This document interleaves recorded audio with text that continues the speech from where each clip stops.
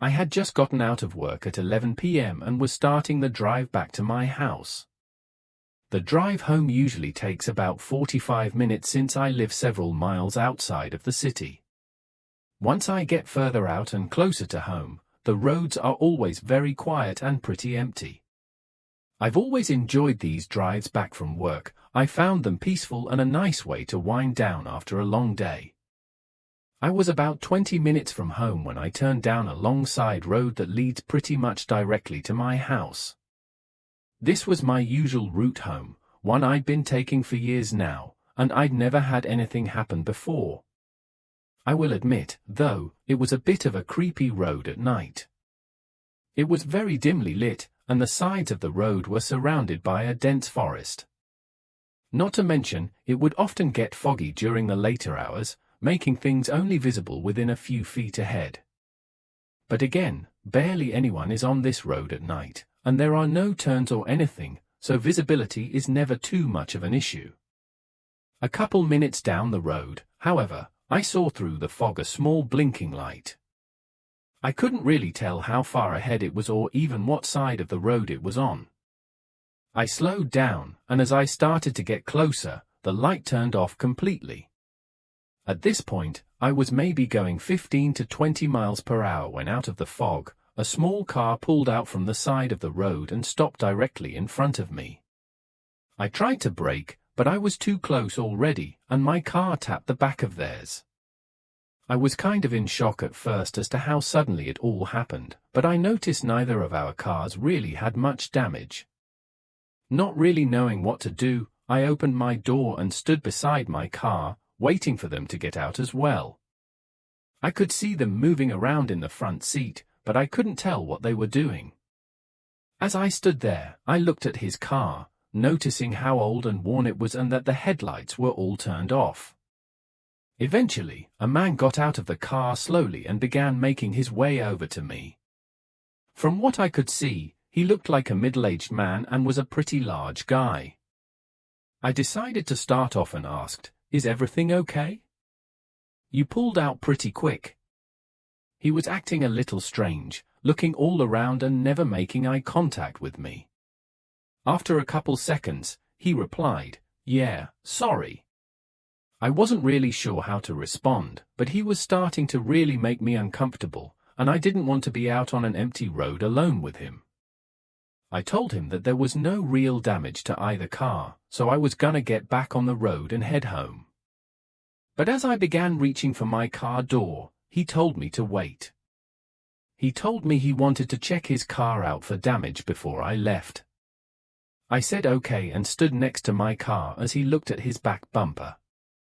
But then he started to walk around his car, pretending to look at it for damage, which was really weird because I'd only tapped his back bumper. As he started to make his way to the passenger side, I saw a large figure get up in the back seat and start moving towards the door. I immediately got in my car and locked it as a man got out of the back door, and both of them began waving their hands at me, telling me to stop. I was panicking at this point and put the car in drive, going around them down the road. Looking in the rear-view mirror, I could see their lights turn on through the fog. I could see their lights for about 30 seconds, but eventually they faded out. I pulled into a gas station that was about 5 minutes from my house and waited there just to make sure that they didn't follow me home, but the car never passed by. After waiting for 15 minutes, I headed home. I decided not to call the cops at the time as I wasn't entirely sure if I was just overreacting or not. I'm still not sure what those people really wanted, but the more I think about it, everything about that situation felt wrong. I don't know what their plan was, but part of me feels like something very dangerous was about to happen if I had not gotten out of there in time.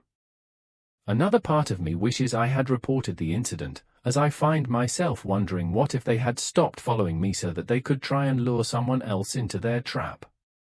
I used to work for a small trucking company that would deliver frozen product to stores across several states. For the most part, I would do 3 or 4 deliveries before heading back to the warehouse and then home. Every once in a while, though, we would have a long delivery round where we would end up too far to head back that same day, so we would have to sleep somewhere overnight before heading back. Usually, I just pull the truck into a truck stop and rest for a few hours and then get back on the road. Anyways, I was scheduled for a long delivery this day, and I knew I wouldn't get back until pretty late the next day. I got ready and headed out. Nothing happened the whole way there. I drove down, unloaded the truck, and started heading back. It was pretty late, though, around 1 in the morning. I figured I should rest for an hour or two before continuing all the way back. The last sign I saw for a truck stop said 40 miles ahead, so I still had a bit before getting there. I tend to space out for long periods of time when driving down long straight roads, especially this late at night when nobody else is on the road. Though I saw something flicker in my side mirror, I looked over and noticed headlights shining from right behind the trailer, but I couldn't see the car at all. This usually means that the car's in my blind spot because it's too close to the back for me to see. I continued down the road at the same speed, waiting for the car to get into the other lane and pass me, but to my surprise, he stayed right behind me. This was starting to really bother me, as I knew if I had to brake for any reason, this guy was for sure going to hit me. The truck stop was just a few miles ahead, though, so I tried to ignore them for the rest of the way there. Finally, I see the sign for the rest area and start to pull in. As I'm turning, I check my mirror, and I see the car slow down a little but then continue to follow me into the parking lot. I honestly wasn't sure what to think at this point, but I figured I must have accidentally cut him off a while back and he just wanted to yell at me about it.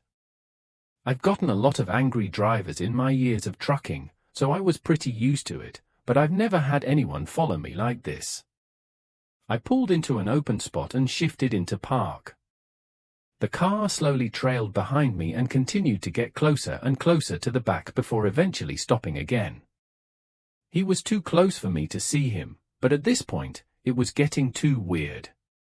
I got out and started walking around to the back to question them, though almost as soon as I slammed my driver door shut, they put it in reverse and drove away in a rush. I couldn't see too well, but I could tell it was an older man, and the car was white and rusted all over. It looked pretty similar to one of those old police cars with the front bumper bars and everything. I stood out there by the back of the truck for a couple of minutes, making sure everything was securely locked and that he didn't come back. Then I got back in the truck and turned it off. I double-checked all the doors to make sure that they were locked and did one quick glance out all the windows for any more cars. Then I laid back and closed my eyes. I woke up to the sound of a bang echoing through my trailer. I checked my watch, seeing it had been almost 2 hours and was a little past 3 a.m. Then there was another bang, but this time louder. I looked over in the side mirror and saw a very faint shadow moving around towards the back. This time I got pretty freaked out. I grabbed a small knife that I kept in the middle compartment and started making my way to the back, but this time I left the driver door open as to not make any noise. As I got closer, I crouched down a little and looked under the trailer. I could clearly see someone standing right up against the back of the truck and their car just behind them with its headlights off. Once I saw that, a rush of fear ran through my body, and I decided not to approach any further and instead shouted out to them. My voice was a little shaky, but it seemed to do the trick. They rushed into their car and sped off. Looking at the back door, there were scratches all over the lock and clear marks as if he was trying to cut it open. I looked around to see if any other trucks could have seen the incident, but the lot was pretty empty. After a couple minutes, I ended up just getting back on the road and headed home. Nothing else happened for the rest of the trip. I've always assumed the man was just trying to steal from my trailer, but obviously, he didn't know that I was on my way back from a delivery and the whole trailer was empty anyways. It's still the most unnerving thing that happened to me during my years of trucking, and I still get paranoid sometimes with a feeling that a car might be following right behind me without me even knowing. I was attending a popular concert in the south side of Chicago last year. As most of you probably know, it's a pretty sketchy area down there, and the crime rate is really high. But the tickets were really cheap, and the concert was well populated, so I felt pretty safe. Plus, I decided to go with a couple of my friends. The concert was great, and we all really enjoyed ourselves, but we knew the drive out would be pretty bad with all the traffic. It was almost 10 p.m. by the time we got out of the parking lot and onto the main road. We realized pretty quick, though, that we were going to be on this road for a while, as the cars were barely even moving forward. Sitting there, my friends started to look up other routes to get back to our town, and they found one that could hopefully get us past all this traffic. After sitting in basically the same spot for 30 minutes, we agreed we would try the other route. We turned off the main road as soon as we could and began going through neighborhood streets. Surprisingly, there were a lot of people outside this late at night, just walking around or standing in their yards. This wasn't normal from where we lived, which was just a couple hours west. As we continued down these neighborhood streets, we began to notice that the people outside would watch us as we drove by, and then we also started to realize that we hadn't seen any other cars in probably 20 minutes. This got us a little bit nervous, and we all started to pay more attention. I asked one of my friends to check where the nearest main road was, and as he was scrolling through the map, my other friend pointed out a car at the end of the street that we were on. It was parked sideways, blocking both lanes of the road. I stopped the car immediately and backed out, getting onto the road that we were on previously, then continued down there. We began to panic a little bit, trying to find a safe way out to a more public area with other cars, but just a few seconds later, we again saw at the end of the road a sideways car blocking both lanes. I stopped the car, and I looked over at my friends. We're all looking at each other, clueless of what to do. It was too dark, and we couldn't tell if anyone was in the car up ahead, so we didn't want to approach it. As we were discussing our options, two men came up from one of the houses off the street. One of them stood behind the car, and the other one came up to my window. He signaled with his hands for me to roll down the window, and nervously, I rolled it down just a few inches. The man looked at each of us and scanned the inside of the car, then asked me where we were headed. "Just back to the highway," I said. He nodded and looked over at his friend, who started to walk over to the passenger side. There was a small moment where it felt like everything went silent and nobody moved. Then, suddenly, both men grabbed the doors, trying to open them repeatedly. I reacted as fast as I could, putting the car in reverse as everyone was screaming. Just as I started to back out, the man tried to stick his arm through the gap in the window and even got stuck for a second as I pulled the car back before slamming to the ground. I turned around and floored it out of the street and went back to the way we came. We were all in total shock. I tried to stay calm, but I was shaking uncontrollably. We all agreed we would go back to the same way we came and just get on the highway from there. I think we were all pretty shaken by the situation, but I do think that I handled it pretty well. Luckily our doors were locked, though, because I'm not sure if I'd be here right now if they weren't.